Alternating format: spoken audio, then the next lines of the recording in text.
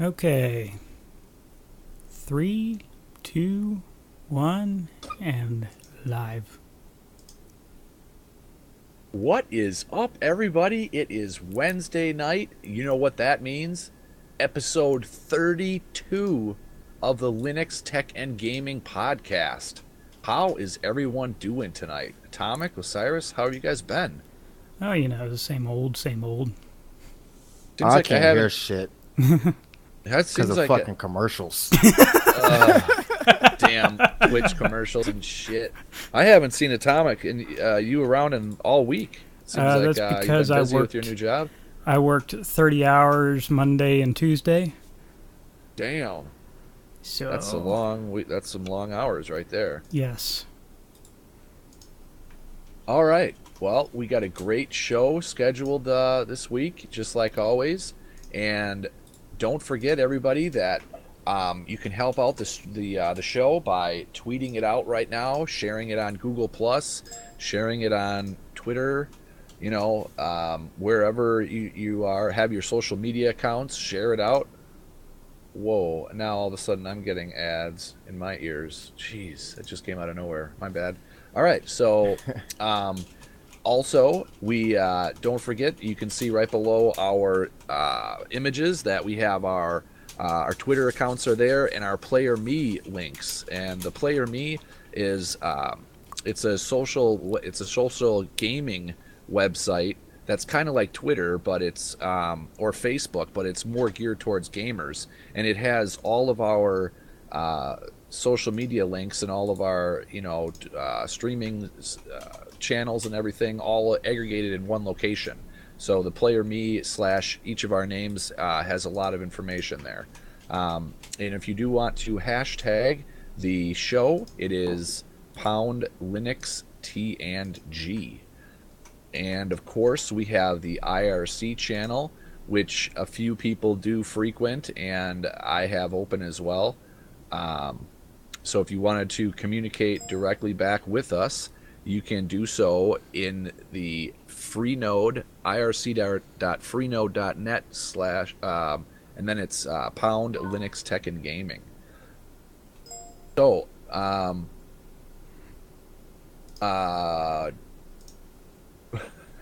we have Nope on, okay, let's see. I'm all discombobulated because I'm reading chat here from our TeamSpeak. All right, so what have you guys been playing? We usually don't go over that, but what have you guys been playing this past week? I've been playing Steam Idle. All right, that's that's that awesome new first-person shooter, eh? No, that's a play all the games in your library, but not really, no. Just get the All right. cards for it. Yeah. Or you made Osiris? $1. Mostly some Shadow Warrior. Yeah, Shadow Warrior. Trying to. Okay. Torchlight too. Yeah, and Shadow Warrior just came out in that Humble Bundle we talked about last week during the show, right? How's that playing? Excellent game. Okay, excellent. Plays fine, and I've been playing some Dishonored. I know it's a heretic buy, but it plays great in wine. So in case anybody has Dishonored in their library, just load up some wine and get it done. All right, and I've been just like totally addicted to Don't Starve Together. It's still in beta, but it's a lot of fun with friends, and there's quite a few viewers of the show that we all get together in our my Mumble server, and we play the Don't Starve Together. And it's one of those games that's it's repetitive, but it's addictive, and it's fun, but it's also stressful. Like just trying to not starve and trying to not go insane and so on and so forth. It's you have a long session of that, and you're like wiped out, and you're like, oh my god, I need a break. Anyway, so getting into our first segment of the podcast, we usually go over Atomic tells us his Linux game pick of the week. So which game do you got for us this week, Atomic? This week I have The Cave. Now, didn't you do Cave Story Plus last week?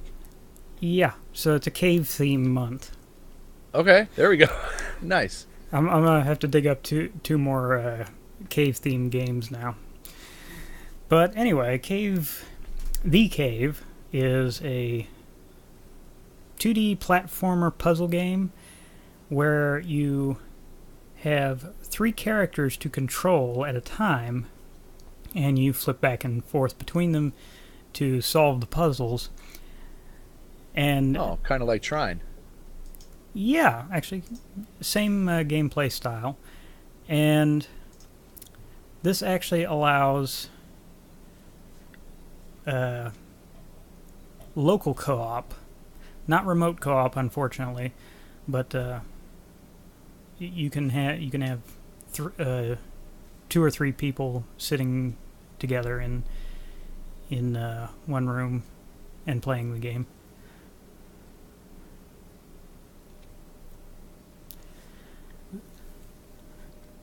And the whole thing's humorous because the entire game is narrated by the cave itself. Because yes, the narrator is a talking cave. The graphics actually look pretty. I mean, it looks like it'd be right up my alley. To be honest, it looks like a fun little game. Yeah. Is it similar in narration to like something like Bastion? Not that dry. No, the cave is always cracking jokes at itself and you. So My wife does that. I don't think I need a game to do it. Oh, it's by Sega. yeah, Sega had their hand in it. I see. Their publisher. Did But this just come to Linux? No, this has been on Linux, I think, for a good 2 years. Because when I was just going to say it said coming something of 2013. So yeah, it's been out for a while apparently. Yeah, it came out in January of 2013. Okay. But I bought it mid-year 2013, and it was already on Linux at the time. And it's actually by Double Fine Productions. Now it advertises full controller support, and it had a little hiccup in the beginning with finding controllers, but now it's working pretty well. Check it out in big picture mode. Is what it says. Yeah, look at that. All right, how much is it right now? $14.99. Yeah, it's $14.99. But of course, you know me, I don't buy anything unless it's on sale. Right. 75% off or better. I'll have to wait and see. This game definitely is interesting me right now. I definitely want to. I'm going to add this to my wish list right now. Oh, it already is on my wish list. I must have. Yeah, I've checked this game out before. I think I watched the trailer on Steam before and liked it. So cool. And runs fine on your 780. Oh yeah. It doesn't stress a 780. 4K. Obviously, or no? No, it doesn't upscale. Okay. Oh, it upscales. Yeah. Well, it stretches to the screen resolution, but it's hard to tell if it upscales. You know, because it does. It looks decent. Okay. Yeah, they don't recommend that high of graphics card. It says 256 megabyte GeForce 8800 or a Radeon HD 2000. Like what? Well, that's going to get you 720p at probably low settings. Right. So, or Intel HD 4000 graphics, but they do require OpenGL 2.1 or higher. I actually played this on HD 3000 at laptop resolutions, and it was very playable. Okay. So yeah, if you have an old Sandy Bridge laptop, I'd still go ahead and get it because it's going to work well enough. All right, sweet. It looks like a neat little game. And that's too bad they don't have multiplayer co-op, because these kind of games are always so much more fun. Like Trine, we had a blast playing Trine. Yeah, it's got the facility there. It's got local co-op. It just doesn't have, internet-based co-op. Yeah. All right. The wheat. All right. Well, moving along, we have this week's roundtable, and the main point of the roundtable is what can Linux not do, as opposed to what OS X and Windows can do. So the main thing is still gaming, right? Yeah, pretty much. Yeah, so like in the past couple of weeks, I've had a lot of people asking me, why do you choose Linux, blah, blah, blah, blah. So at some point, you got to explain the differences. So I thought that this would be an excellent opportunity for us to say or to discuss what you can and cannot do, at least as a gamer. So, if your thing is to come over here and you're an overclocker and all you do is overclock and you want to see like those massive gains, like 5.6 gigawatts of crazy power, that's doable, but you're gonna have to do it a different way. You got to get out of that Windows mindset, because the nice, pretty tools, the easy to use button click tools, are not as prevalent. Yeah, there's no Precision X or what's AMD's overclocker. A piece of shit. Or is there several? I don't think that's the name of it. No, really, it might as well be. It's just built into Catalyst Control Center, and it leaves one wanting. There's nothing like NVIDIA's Precision X from That's AMD's EVGAs. side? Okay, sorry, EVGAs. Let's see. EVGA makes software for NVIDIA. MSI makes Afterburner, which... Oh, that's what it was. Okay. Yeah, that might work with AMD, but I haven't tried it. Yes, Afterburner works with AMD. Okay. So, yeah, I would definitely use Afterburner over the Catalyst Control Center. Yeah. But yeah, I mean, you definitely don't want to be messing with the control center if you're overclocking, more than likely. Yeah, it just didn't have any options for my 7850. It's like, what is this crap? Well, I would say, I mean, besides the main AAA titles that, might or might not work in Wine, I can pretty much do everything I need to do in Linux that I can do in Windows. I mean, we have great streaming software nowadays with the OBS rewrite. We have capable video editors, whether you choose OpenShot or Kdenlive or, there's several other nonlinear video editors out there. There's 3D animation tools. Now, definitely they're probably not as friendly to use, and there's probably a really steep learning curve like Blender, and there are some other ones that I forget the name of them, but generally speaking, everything that, besides, like I said, the main AAA gaming titles like Battlefield and Call of Duty and whatever, like Assassin's Creed and I don't know, some other AAA titles that they won't run in Wine. You can pretty much do everything that you need to in Linux. I mean, yeah, I've been using Linux since 2005, and I accomplish everything I need to in Linux. I hate to say it, but Battlefield and Call of Duty are kind of those ones that represent the major quantity, definitely not quality, of gamers out there. Oh, for sure. Their primary fix. And if those come to Linux, it's going to significantly increase the market share. Right. Jackalope Peter says that, or asks if NVIDIA even has a built-in overclocking utility. No on Windows, yes on Linux. And Punk Poets says that AMD Overdrive, which is a facility in the Catalyst Control Center, has a standalone version that is much better. I will say, because I was a dual booter like every day for a long time, and I did play Battlefield 4 quite a bit. Well, not as much as some of these other people have, but a good enough amount of time that once I stopped booting in the Windows just because I got tired of rebooting and got lazy, Playing on Linux has caused me to rethink my game library also. So games that I would not have ever played, like I don't know, Planetary Annihilation or I can't even think. Oh, Civilization 5, or games like that.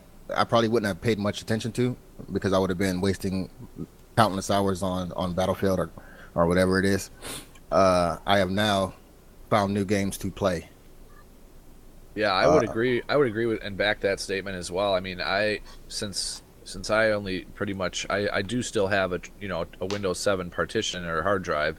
I haven't booted into it in forever, but I mean, I find myself playing games that are recommended by other Linux gamers and that I probably would have never looked at, like Binding of Isaac or Trine. I mean, pretty much any indie title that turns out to be awesome and it works on Linux. I end up enjoying the game so much. So, yeah, I mean, I think that pretty much nails it down for that topic there. As far as overclocking goes, I don't think we summed that up real quick. To sum it up, no, you don't have the pretty tools, but yes, you can, because I did overclock. We all, I think, have overclocked CPUs, which is easy enough because everybody knows that if you're going to really overclock a CPU, go to the BIOS. Don't be lazy. And then if you're going to overclock your GPU, I'm not sure how it's done on AMD, but with NVIDIA, I just used the control center, and I have gotten substantial overclocks just using the control center. And you can also voltage up your voltages through the control center. So yes, you can. Yep, on the NVIDIA side for sure. Yeah, I'm not sure about AMD or yeah. So, all right. The social aspect of Battlefield. That's. I don't Okay, know. well, Maybe I don't get the social aspect of being called a fag. wow, that was out of left field. Okay, Or is that the Call of Duty guys? That's the Call of Duty guys. Oh, okay. Jeez. You're pretty much going to get called a fag in any multiplayer game, so... That would be the CSGO just happened guys, the Call of Duty guys. Just happened last night in first Team Fortress 2. Yeah, pretty much. All right, well, getting into hardware news. New AMD Zen x86 APU boasts up to 16 cores. Now, I couldn't find a better source for this, but does this mean actual, like, compute cores, or is this that's hibbity-jibbity graphics cores and compute cores? Yeah. That's a great question. Yeah, because I want 16 physical cores.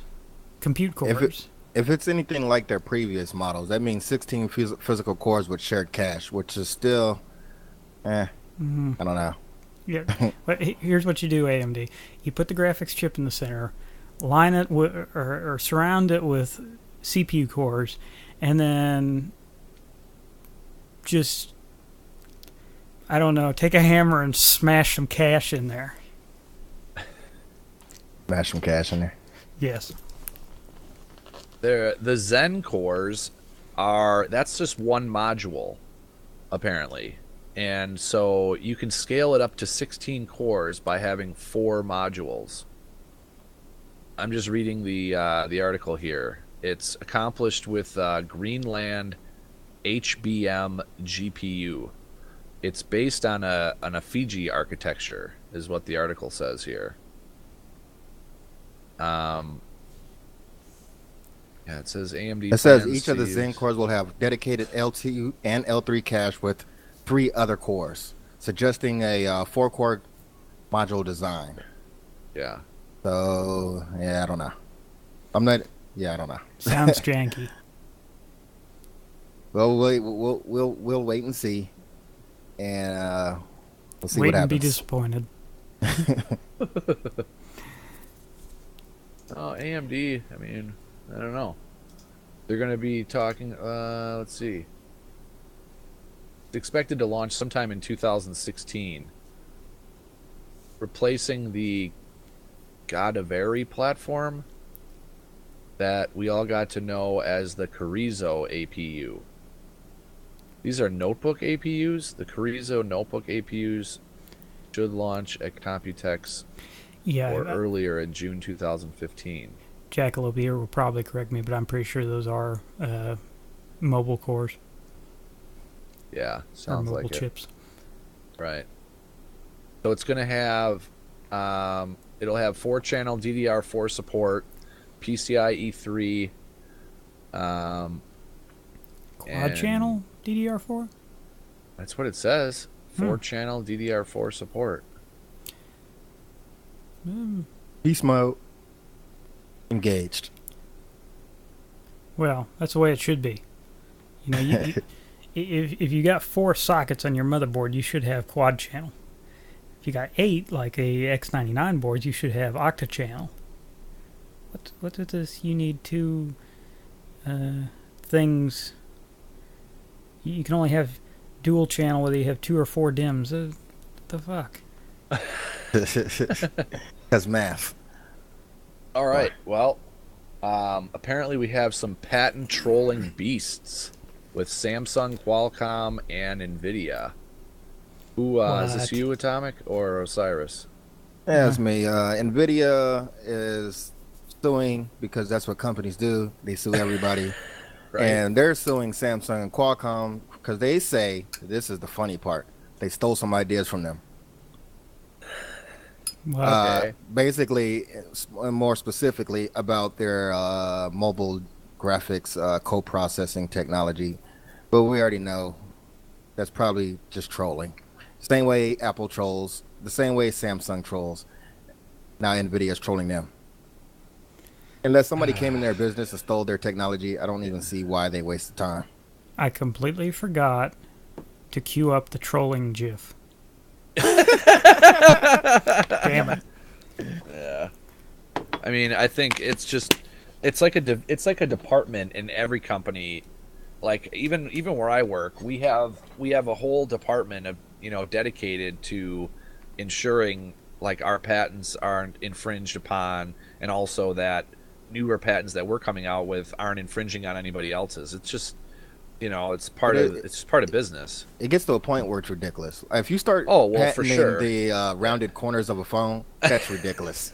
Right. I would agree with you. You can't own geometry. Sorry, Apple did that, didn't he? Or didn't he? Yes, please. Come on. Yeah, that's Apple. Yep. Boy, oh boy. But yeah, I just thought that was funny. NVIDIA is saying that people still stole their ideas, and I'm like, yeah, get out of here because you stole everybody else's ideas. Right. So, whatever. All right. 290Xs. The 290Xs are now dropping below the $300 mark online right now. Yeah, I've You know seen some why? on Twitter. Because the 390X is right around the corner. Yeah, that could And it's, very well be. And with the whole Bitcoin shenanigans kind of being done with, I think their pricing is now kind of realigned or whatever, resettled. Yeah, that's more than a year old though. The GPU bit mining thing. That's been more than a year gone. I mean, Yeah. but I think the 290X, at least for the majority of people, probably in the 1080p range, probably directly competes with the 970. So, like you said, as the 390Xs roll out, and the 970 is newish, they're dropping prices. Newegg is probably trying to get rid of stock. Amazon's trying to get rid of stock. So if you're in the market for a GPU today or tomorrow, go get your 290X. If you play, yeah, just go get your 290X. I don't know. You actually recommending that for Linux gamers? Now, for the people who play on Windows, get you a 290X. Okay. Yeah, I was just gonna If say. you're if you play on Linux, wait till the 3 series comes out and see how the unified drivers pan out for AMD. Yeah, I mean, AMD is definitely making improvements, but they're, as Osiris puts it, you don't buy a Corvette to go 20 miles an hour. If you're spending $400 or $350 on a graphics card, you shouldn't be that shitty with the drivers. Right. Yeah. But in defense of AMD and anybody, and even Nvidia, because they're still not perfect in that regard of Linux drivers. Hang on a second, sorry, or just keep talking. Sorry. Because the Linux drivers for Nvidia are kind of janky too at times, especially when they crash. They don't even recover, which is ridiculous to me. But Linux gaming is still less than 2 years old, so as the popularity grows, hopefully the attention to the details will also. So, Jackalope Eater, it's a fire sale because the 290X runs so hot. shots fired. He knew that was coming. But for you guys who like the heavy metal out there, Noctua has some new air coolers for you. Noctua NHU9S and the NHDNL are the two new coolers. The big one sports a fan in the middle design. Now I'm not sure if you can put two fans on the outside. I think the older ones could do that, but Are these supposed to be kind of small, big coolers? Or are those just really big fans? Well, that's a good question. Because the fans have always sat like that. Because if you look at them, they're kind of offset. No, you're right. They are really big fans, aren't they? Yeah. in comparison, it doesn't say the fan size on here. Oh, here it does. Yes, it does. Fan. I don't see it. Don't see the fan size. Those are 120 millimeter, probably. Is that what you guys are saying, or no? I would assume so, but I don't see that information. It says the height without the fan is 110 millimeters. So it's probably a 120. Because, 100 is odd, so I think the next size down is 80. I doubt it's going to be an 80. I'm surprised it's not right there. Isn't that it? 90 right there with fan. 90 millimeters. That's not the cooler, though. Oh, okay. Yeah. So, anyways, it's Noctua. You know it's going to work good. If you need a air cooler, for whatever reasons you need an air cooler for, here you go. New Noctua stuff out right now. It's only $59.99. I mean, $59.90 also, which is... So it probably is smaller because their normal coolers are around the $80 mark. All right.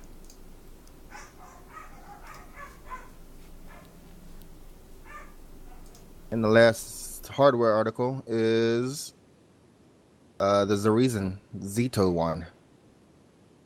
Ah, yes. This is a California-based computer hardware, builder that they specialize mostly in R&D, they state. And I found this through another Linux gaming website called rootgamer.com, and I thought that we could talk about it a little bit. Now, it is pretty versatile, meaning you can, combine or make it up of a lot of different components, and it's pretty you can choose what you want for the CPU and the graphics card that you put in it, and so on and so forth. And I think the thing that's most interesting about it is the case that they're putting it in. They're got it in a really, really small case. And one thing that Osiris pointed out was this the power supply. It's a 500 watt 80 plus gold, but it's a non-standard, you said Atomic. You said it was SFX or something. No. Or okay. I'm thinking that's actually some other form factor. I thought it was SFX when you were describing it, but no, that is definitely something different. It's actually wait, no, that's the graphics card. I can't. I'm looking in the side window of the case, and I don't even see the power supply. It's probably hidden by the graphics GPU card. Takes up the whole freaking case. Yeah, this is a tiny case. They're cramming a lot of stuff in this tiny little case. I wonder how the temperatures are. But the disadvantage of this thing is it is a little costly at $1,000, or at least what does it include for hardware? It's got an i3 4130 3.4 4-core, 8 gig of DDR3 1600. It's got a terabyte SSHD, which is the hybrid hard drive and SSD cache. It does have an optical drive, which I'm kind of surprised about that people are still putting those in computers. This one, I think this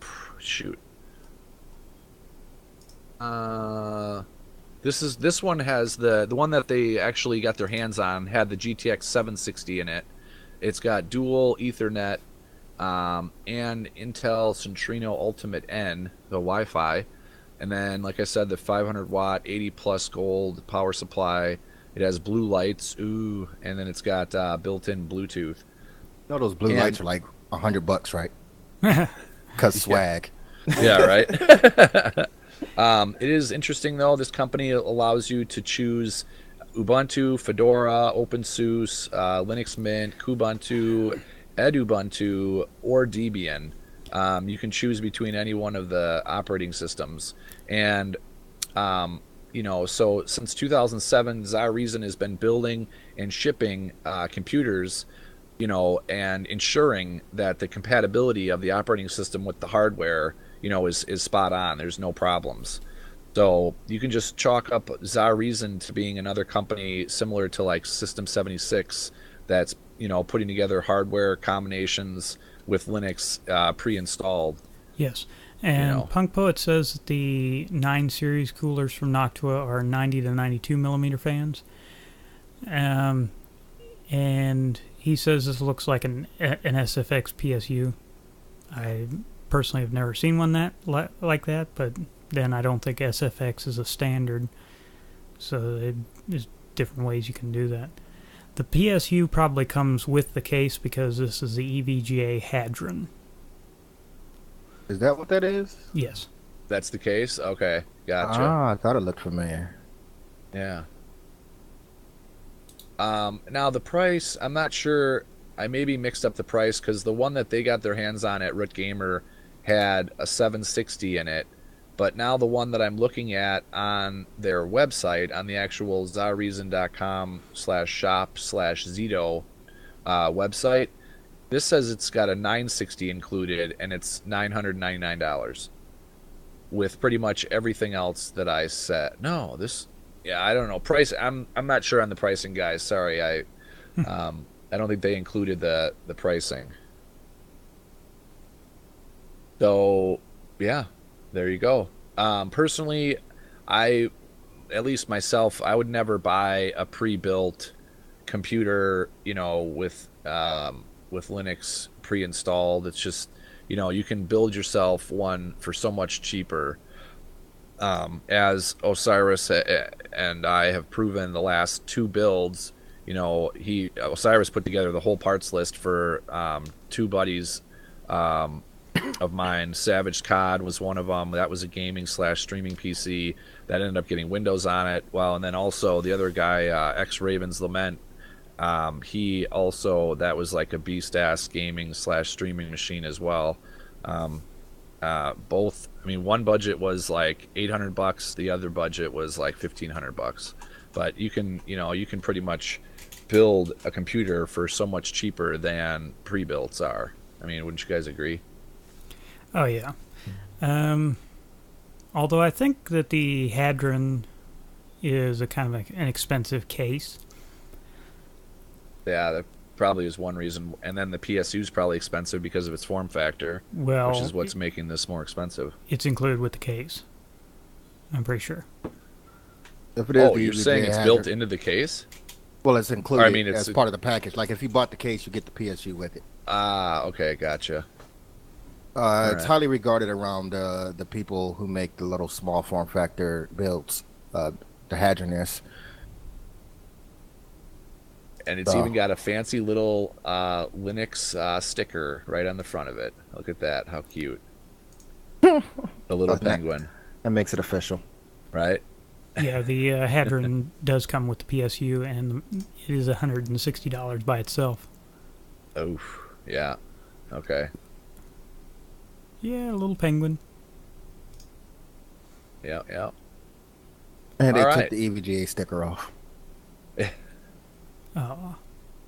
All right. Well, that pretty much wraps it up for the hardware news for this week. Now we'll get into this week's main topics.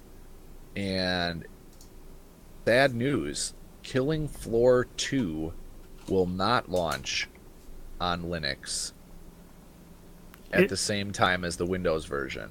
Pause for effect. Yeah, we don't get a release launch. Fuck. Damn it. I'm already seeing. I think I saw somebody is already getting keys for. They were Killing giving Floor away 2. keys today, and I That's was what watching. I thought on Twitter. Yeah. Yeah, I was watching one of the people who got the keys on Twitch, Amber's Arcade. She was playing it, and the game is think Killing Floor 1, but way more polished and smooth. So tell me you got us 3 keys. Yeah. So from Tripwire. What had happened was no. Darn it, Osiris. Oh wow. Yeah. It happens. They had to focus on their primary source of income, but it's good to know it's still coming out. So they have confirmed for sure that it's coming to Linux. They have said that themselves, and they have not said that it's not coming anymore. So, as far as we know, it's still coming. Yep. All right. Well, that's awesome to hear. And disappointing. Oh no. Yeah, it's disappointing and awesome all at the same time. Mixture of emotions. Skip number All 2 right. till I get the link. I forgot it. Shadow Warrior gets some patchwork. There's supposedly a massive patch for this newly released Linux title, Shadow Warrior. We talked about it last week in the podcast. It's still available in a Humble Bundle. Humble Bundle 14. You spend more than $10 and you get Shadow Warrior Special Edition. And Osiris has been playing it, as he stated, throughout the week, and he says it's running good, running great on Linux. Yes. So Yeah, they did a couple updates to it, fix some brokenness, get a in-game artwork, something like that. But you will lose your checkpoint saves, but not your level saves. So be aware. Yeah. I haven't played it since they did the update, so I'm looking forward to playing it now if it's fixed. It wasn't even that bad. It was like kind of like the way BioShock was, just a little off with the mouse movement. And of course, because I turned everything to Ultra, it was cinematic at 4K on the 780. wow, really? Yeah. I'm looking at Steam, and Shadow Warrior patch 1.5.0, that was released on March 31st. There's another patch after that? You know? Osiris? No, I don't think that 1.51 I think is the latest patch, if I'm not mistaken. But even so, we didn't cover it. So for those who didn't know and put it to the side, now you know. All right.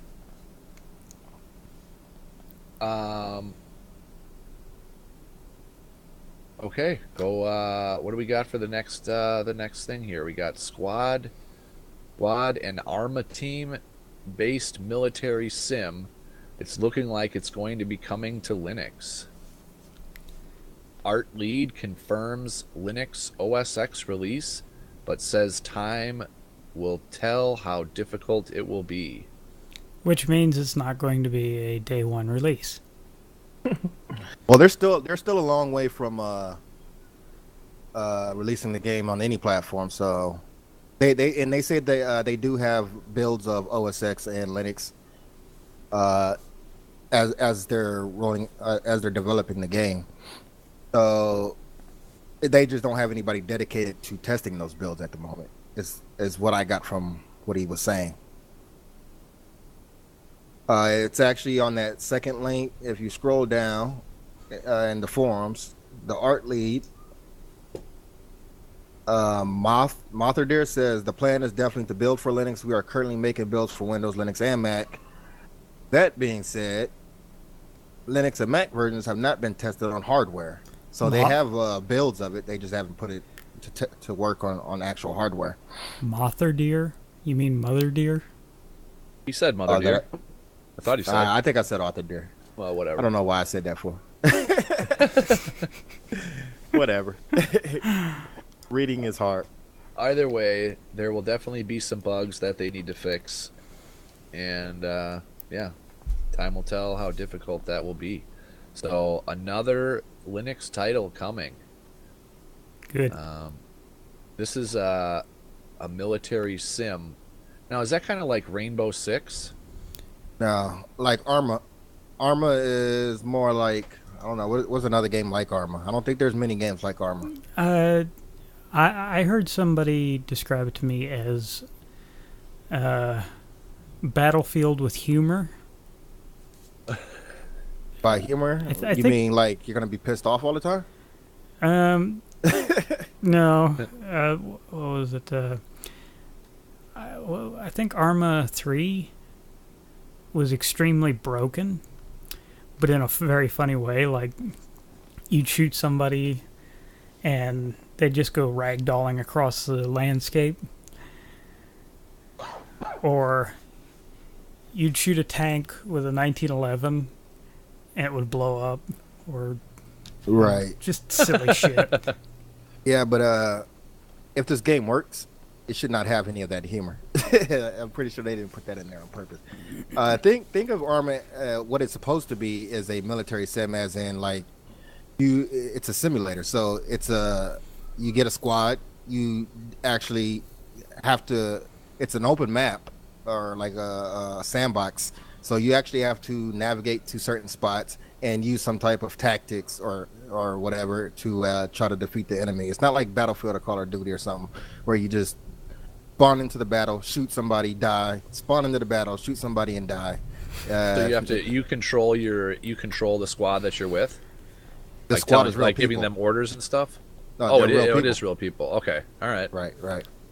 Okay, cool. So yeah, I mean, yeah, I'm watching the video on Arma 3 right now, and so Squad. That's the title of this new game that's coming out, right?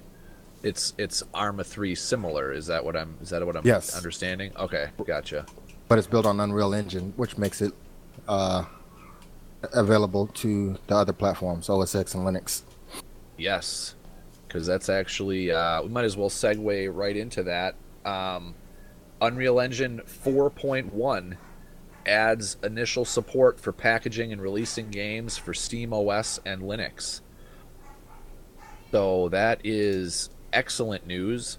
I don't fully know. I thought Unreal Engine 4 from the start, had Linux support right away, but apparently it wasn't official. It wasn't official, right? And now it's official. So the 4.1 Unreal Engine 4.1 source code has the support for running and packaging games for Linux and Steam OS. We love Linux. That's straight from the Unreal Engine guys. So that's great news. I mean, I don't know if anybody has gone out. There's several demos or pretty type games or demos you can download and try that are on the Unreal Engine 4 and just test them out and see the pretties and stuff. And they're phenomenal, man. I mean, some of those demos or whatever are just it's hard to tell that it's actually a game or that it's not real, basically. Pretty crazy. So yeah, that's great news. Who put the scandal with Pillars Eternity? Yeah, just to go over briefly, Pillars of Eternity allowed for people who were backing the Kickstarter or wherever they crowdfunded from, to add little trinkets of things in the game, like like a verse from a limerick, which read something like this: "Here lies Fardorn, a hero in bed. He was once alive, but now he's dead. The last woman he bedded turned out a man, and crying in shame off a cliff he ran." Now I thought it was funny personally, Yeah, but apparently that has some people in arms and uproar, and they had to remove it from the game. Oh, Yeah, come but they on did now. ask the backer. That's the kind of thing that fits with the theme. Right. You know how a sensitive political world is nowadays. Can't say or do anything without some group getting mad about something. Right. Fuck 'em. All the butthurt people. And this is a game made by Obsidian, and they're a pretty well known developing house or publishing house. I'm not sure if they're a developer. So I'm pretty sure they're kind of at the will of the people because they got to make money. So that's what happened with that. Sad. Hopefully, I hate to see. Well, you can consider games pieces of artwork, creativity, or whatever you want to name it. And it's sad to see that they're allowed to have their creativity fun like this, just due to groups of people who are angry. Everybody on the internet is angry. Who cares? Right. My policy is, if they get butt hurt over something, use a bigger dildo. Wow. It's just I'm gonna have to start using that. I'm gonna use Yes. that line, not the dildo. Wow. Yeah. Way to clarify that there, Osiris. There was no confusion. Yeah. Right. But anyways, GOG is letting you get your old box games, game titles DRM free. If I can open it. So GOG.com or goodoldgamers.com, whatever, are allowing you to go get those old games you got in boxes, as some of us may have. And if you have the key on it, which most of us don't have probably, you can claim Right. that as DRM free on GOG.com. more titles coming soon. Last update, April 1st. Yeah. Wait, why is that? I don't understand why that's so funny. It's April. He's saying it's an April Fool's joke. Yes. Oh. Okay. But so So- far they have Stalker series, Eudor, Genesis, and Mountain Blade Warband. I'm hoping they get stuff like Morrowind and Unreal Tournament and that type of stuff. I'm not even sure if that's in the GOG library right now. But what I'm guessing is if it's in their library, they have to strike a deal with some legal mumbo jumbo with the original developers and publishers. Then they can Right. make things happen. So hopefully that becomes a thing. That'd be awesome. And only. buying- Well, did you notice only one of these though is Linux compatible? That's Mountain Blade Warband. Yeah. All the rest are only Windows. That's a Right. shame. Yeah. I mean, but there's a few older titles out there that are Linux compatible. So we'll see how this library grows and which direction it grows in, if it Right. ever grows. Because, like you said, the last update was April 1st. They could just be trolling. Yeah. Like Duke Nukem is Linux compatible, and that's in their library. Yeah. But I don't know if you could ever buy a full version of Duke Nukem back in the day. It was shareware, but sure you could buy it. I can't remember exactly.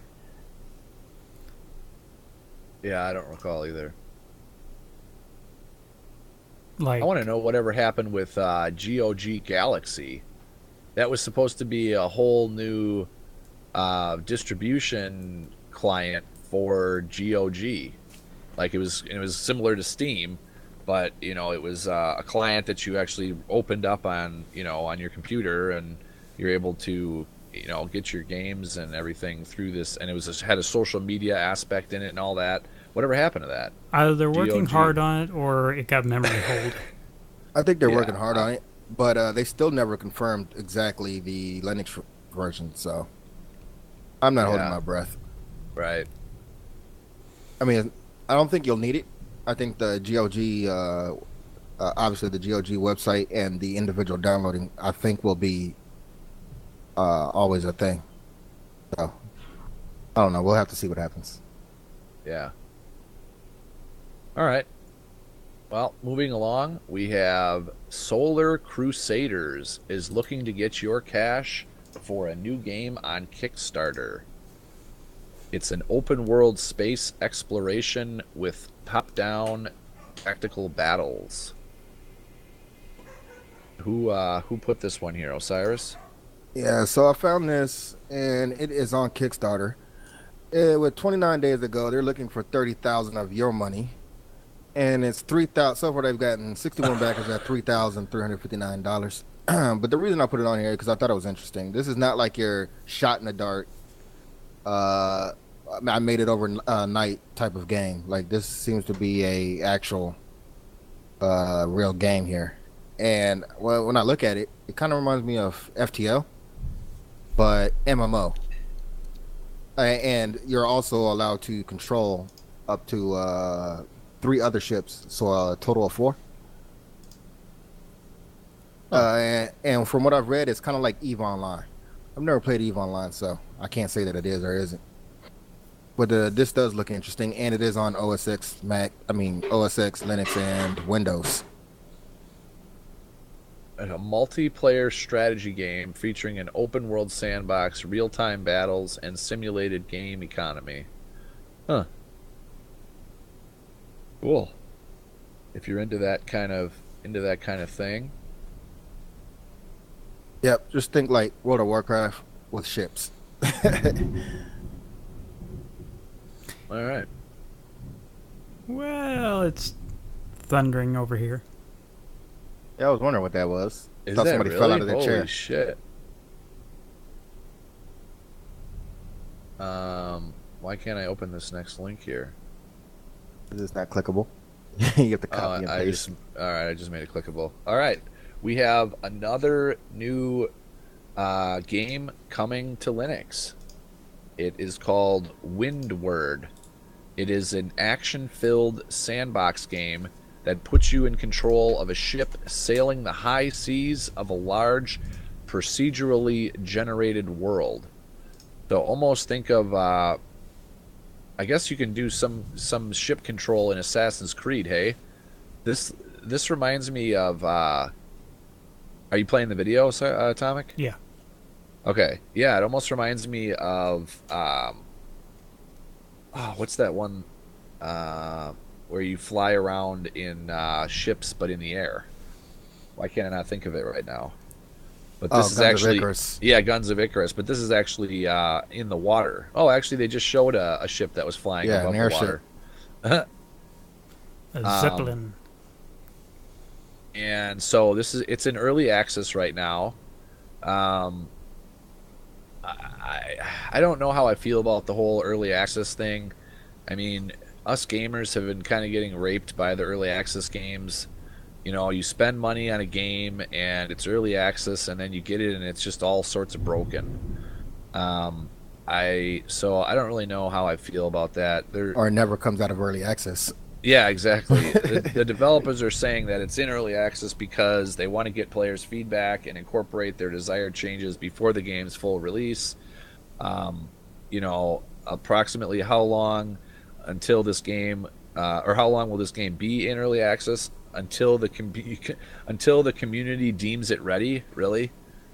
Since when does I don't know. I guess we'll just have to see. How well this is received by the gaming community. I know one thing that's not being received. This video's packets. Oh, really? It's not playing for you? It's a hell of buffering. Oh, wow. Oh, yeah, I got it on full screen. No, it's actually not downloading. My CPU isn't being hit very hard. Ah, gotcha. Well, it looks like an interesting though. game, nonetheless. Yeah, and for $14.99 early access, like I said, I don't really know how I feel about that. Yeah, I'd wait. I don't. It was, it was a new title for Linux, so I thought I would, just mention it to our viewers here. You see, the right way to do early access if any developers are watching, which they're not, but maybe if they are. The right way to do early access is discount the hell out of the game. Right. Give your beta testers a discount. I mean, hell, I'll jump into an early access game if I get a nice discount, and it's something that I like playing, of course. Yeah. Sounds fair to me. Or have, since it's alpha, have closed alpha testing where you just give it to X amount of people, say 100 people, allow them to sort through the bugs and stuff, and move it to beta like you're supposed to do, like regular people, or like it used to be done. Right. But yeah. Anyways.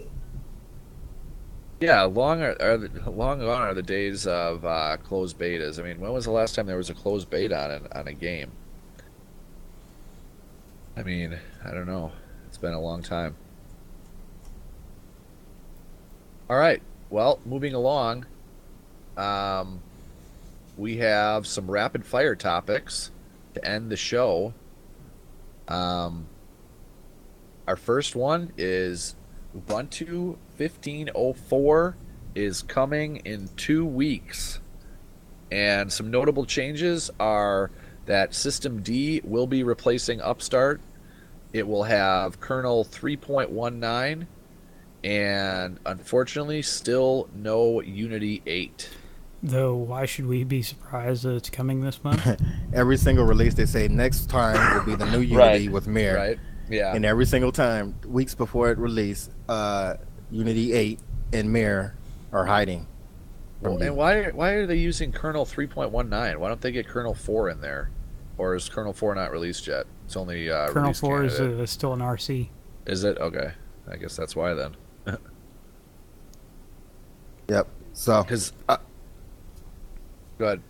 So I'll definitely give this time to mature if you are the type that likes to upgrade Ubuntu through its incremental releases, because PPAs, OBS, all that stuff probably won't work for weeks, maybe months.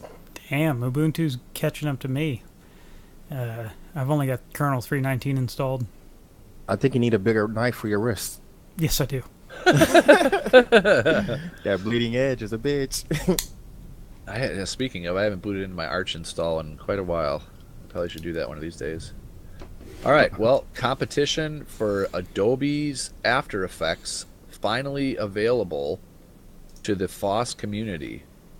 So tell me what Really? After Effects does, because I have no clue. I think it does After like Effects is 3D a- animations, right? No, it does. No, it doesn't do 3D. After Effects is a compositor. It does 2D and 2.5D video compositing or picture compositing. It's really hard to explain. I'm not even sure I fully understand it myself, because something that does 3D animation would be some, like Blender, obviously. There's some proprietary commercial software that's more well known that does 3D animation, but it does not do those same types of things. It really doesn't have a alternative to it in the prosumer market, so it does its own thing. Many of the video intros you see on YouTube, or like the special effects and videos, or a lot of that stuff is done in After Effects. Yeah. So And what this is everybody actually... goes, Go ahead. so what everybody ends up doing is going to pirate After Effects because YOLO. Yeah. And this is actually, I think this is the one that I was trying to come up with when I said earlier, when we were talking about what you can't do in Linux that you can do in OS X or Windows. Natron, for some reason now, is coming back to me as being, somebody else mentioned it on the Ubuntu forums, doing this floating point linear color processing and stuff. So this seems like a pretty good. I don't know how mature the software is, but it looks. Well, I checked it out on YouTube, and according to several people, it's still beta or maybe alpha. I'm not sure, but it works fine. If you had to get work done on it, it's doable. So it's in a mature state, just not in a released state. Okay. And I will probably be checking this out. Yeah. It's already in the Arch repositories according to Atomic, so there you go. Yeah, it is. Nice. Well, the AUR. just to clarify. Yeah. So sweet. Wow, did you click on it's the supposed to be gallery, easier Atomic? to use than Blender too, because Blender is very fucking convoluted. If anybody's used Blender knows what I'm talking about. Like, I don't know who designed the workflow in there, but he must have been retarded. Or a savant. We just don't understand yet. Right, yeah. So yeah, this is supposed to be a lot more easy to digest. But doing this type of work is not easy to digest anyway. So whatever. I was just gonna say, yeah, it's pretty complex, I think. Just from looking at these pictures, if you went to the gallery, Atomic, you clicked on the gallery and scrolled down, some of these pictures look pretty insane.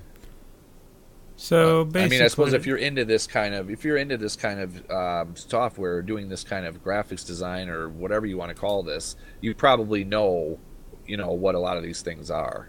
Whereas I look at them like, okay, what is this? Like a compositing effect would be like adding smoke to a scene, as is shown in one of the things. So like that picture he has up with the U-Haul truck.